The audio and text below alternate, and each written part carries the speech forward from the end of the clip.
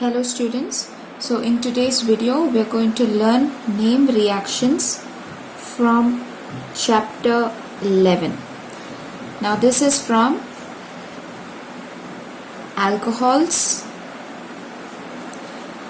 phenols and ether. So let's see the name reactions from this chapter. So the first one that we have is esterification reaction.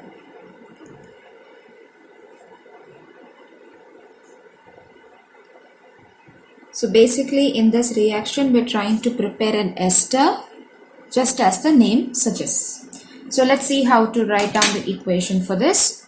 So for this reaction you need a carboxylic acid as your reactant.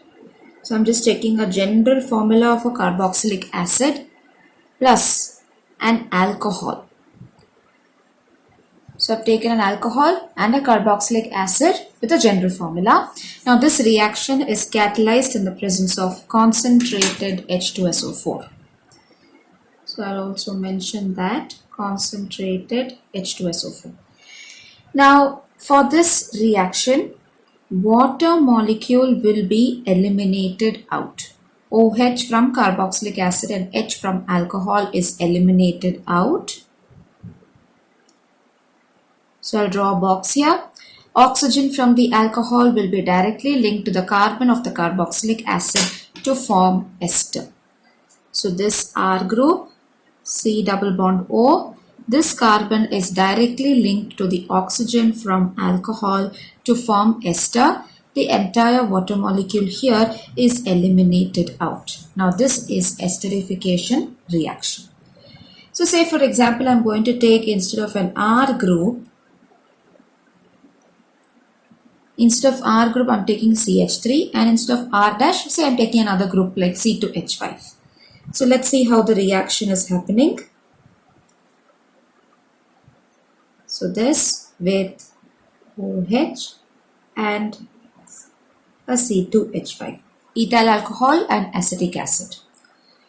This is going to happen in the presence of concentrated H2SO4. Now during this entire equation, OH from here and a hydrogen from here will be eliminated out. Now the remaining, this carbon will be bonded to oxygen just as shown in the general equation. So here CH3 is from here, C double bond O, this is coming from the acetic acid. This carbon is bonded to the oxygen of alcohol to give you a product. Now this is called ethyl acetate. This part is acetate. It's bonded to ethyl group. So this compound is called as ethyl acetate. Plus of course the other molecule has to be water. So this way you can form esterification reaction if you know what is eliminating out and what is bonded to the other. Now the second one is coal-base reaction. Now this is coming under phenols. This is coming under phenols. So for this we need to have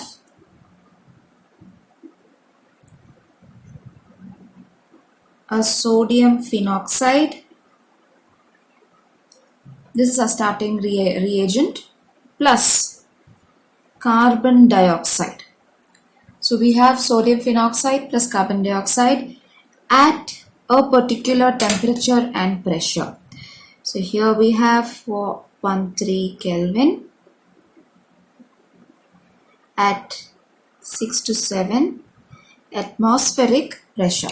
Now when we have this, you will have ONA changing to OH and this CO2 will join in the ortho position.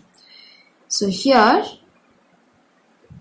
you will have this OH. Now from where is this hydrogen coming? You have each carbon of this benzene ring having a hydrogen.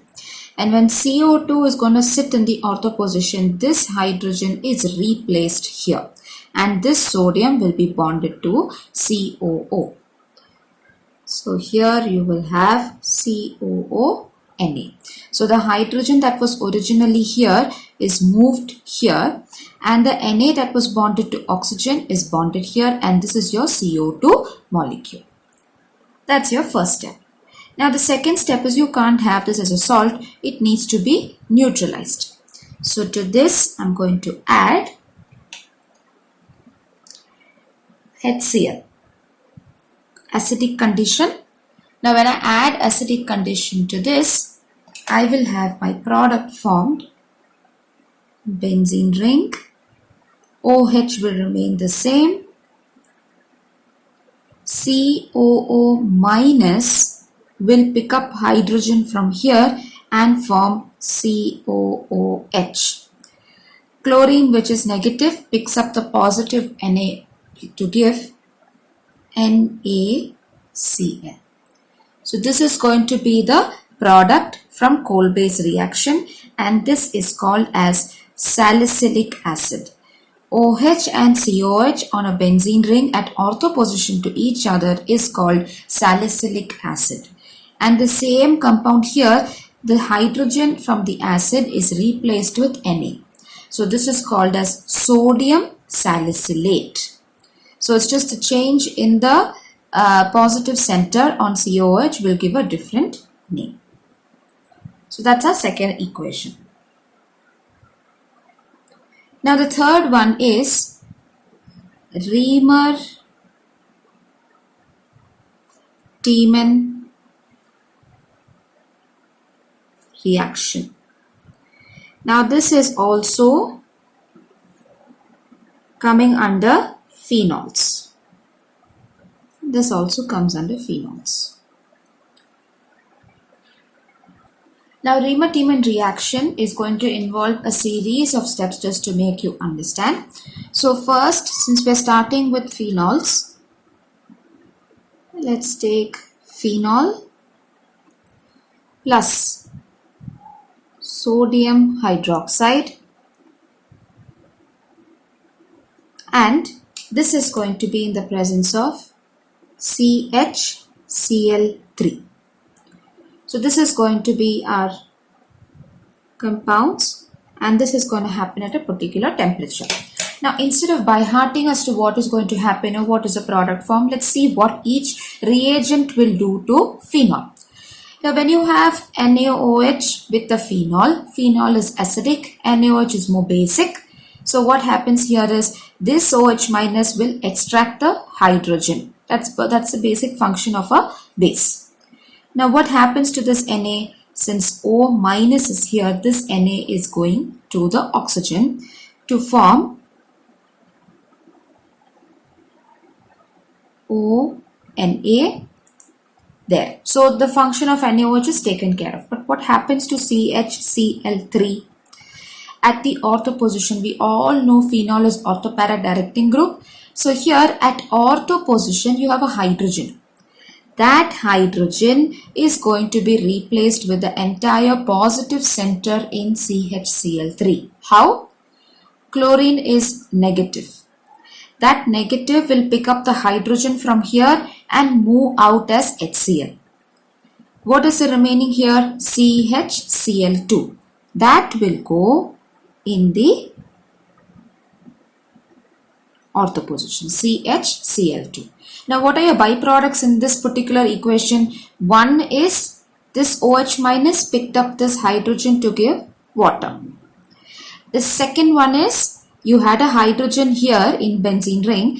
That hydrogen is going with the Cl from CHCl3 to give HCl. Now if you count back and see the elements are there in the product side, it will be equal to the reactant side.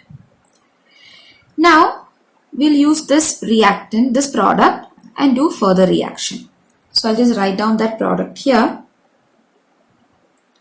You can write it as a single step to continue it, but I'm just writing it separately so that you understand what is happening. Same thing I've written here also, but here I'm going to react with two NaOH molecules. The reason why I want to react with two NaOH molecule is because I have two Cl atoms. Now here, each of this OH is going to replace this Cl. That's why I need two NaOH. What happens to the Cl over here? These will get bonded to sodium to form sodium chloride. That's the only thing that's happening in this step. So once we draw this, here, instead of Cl, I'm going to write OH and OH plus sodium will pick up both these chlorine to form 2 sodium chloride. Now further, I'll write the same product here also to do our next step.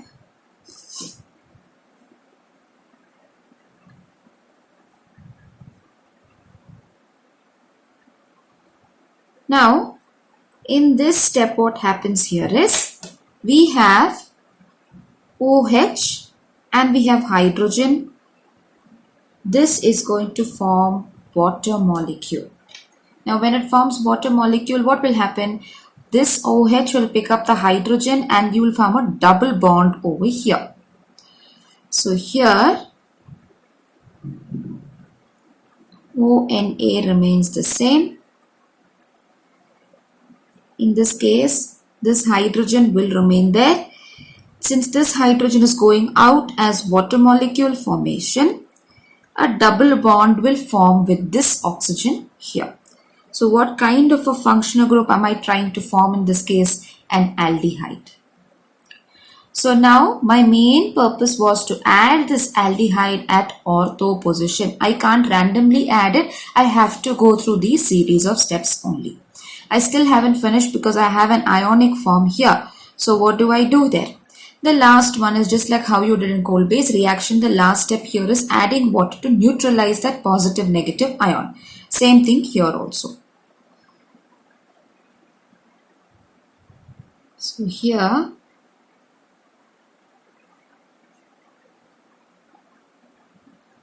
I'm just going to add HCl. So O minus will pick up hydrogen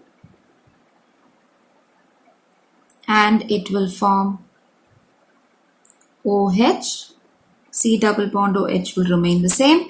Na will go to Cl and form sodium chloride.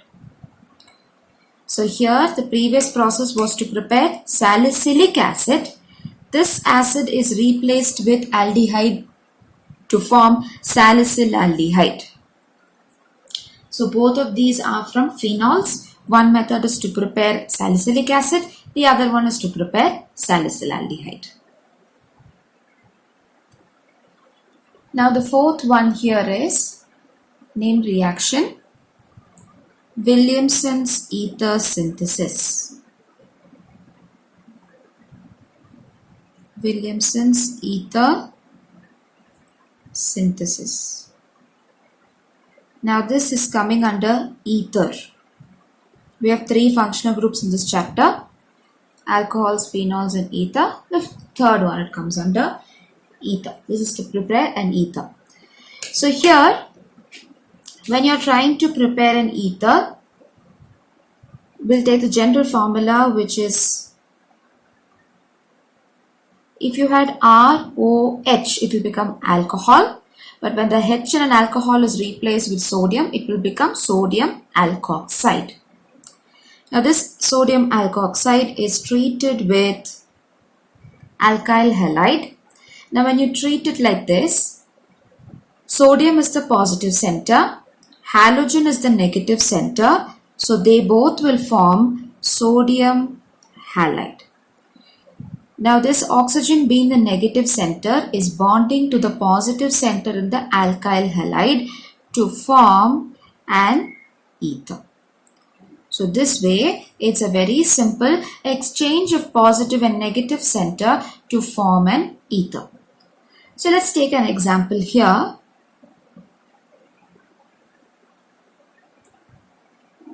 So in this example, R group I am taking this as say common group only C2H5. Here also I am taking C2H5. So I have C2H5ONa plus C2H5 and a halide.